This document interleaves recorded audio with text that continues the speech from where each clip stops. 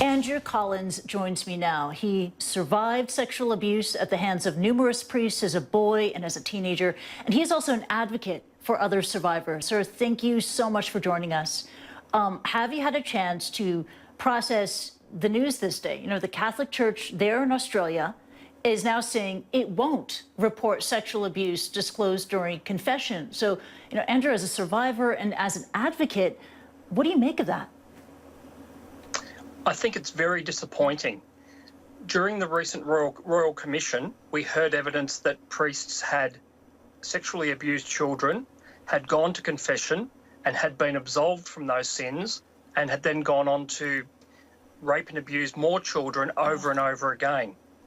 We also heard that children had gone to confession and in the confessional had said that they had been sexually abused and nothing was done.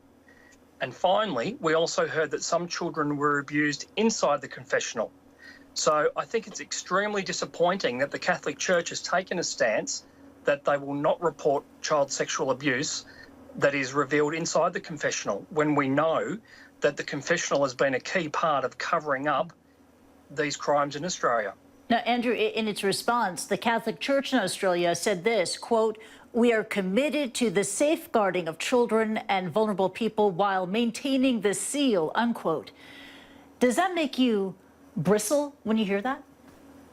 Makes me angry, because we know that they have had decades and decades to actually change this and have done nothing.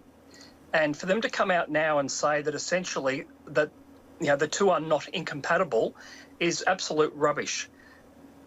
Everyone else in Australia has to comply with the law, and I don't see why they should be exempt. No other religion is exempt from complying with the law, and the Catholics should not be exempt either. Yeah. And of course, this week and beyond this week, we've heard that, you know, Pope Francis has been under fire. He has been criticized for not doing enough. He's finally been moved to comment on the issue of child sex abuse this week. But at the moment, it's empathy, it's words. What kind of action do you want to see from the Church? What kind of action do you want to see from the Pontiff? We want to see some very clear, decisive action. Firstly, they need to change canon law so that the pontifical secret is removed. The pontifical secret is basically saying that the bishops must protect the reputation of the Church and to report all abuse to the Vatican rather than to local authorities. That's the biggest change that needs to happen. I think they also need to remove all of the pedophiles from the Catholic Church. It seems incredible that people can be convicted for abusing children and still remain part of the Catholic Church and still remain clergy. It's amazing to see that we have priests that have served time and yet they still have all their needs, basic needs, food, accommodation and all those things taken care of, and we have survivors out there that are living in poverty. Something is wrong there. Yeah. This needs to be fixed. And it's happening, you know, there in Australia. It's a crisis that stretches from your home to Ireland, to the United States, to Latin America, and the abuse has happened for decades. Do you feel just a sense of hope that this moment is different? You know, this is a critical moment and test for the Church, and especially for this Pope, Pope Francis, and that they could act? There is nothing stopping him from acting immediately. He is a sovereign ruler, and as the Pope, he can literally make these decisions, and these changes can be made instantly. For some reason, though, there seems to be something stopping them from actually making them. The words we hear are lovely, but that's it.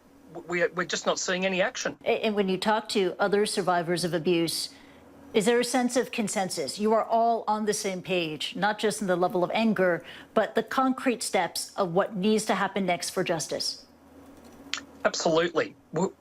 It just seems that we have gone through in Australia years of a Royal Commission, of hearing all the evidence of all these crimes, but we don't see any real change in the Catholic Church. It just seems to be business as usual. And there's a disappointment that they just don't seem to be acting the way that they preach. You know, they hold themselves up as being the moral compass for our society, yet they're not acting that way. They're acting more like a business that's just trying to protect their own reputation. Yeah. They need to make real change. All we've heard are words, and unfortunately, words are cheap. Yeah, a real change is needed to address the tragedy for Australia and for innocent victims all over the world. Andrew Collins, thank you so much, sir, for joining us today and for sharing your thoughts with us. You're welcome.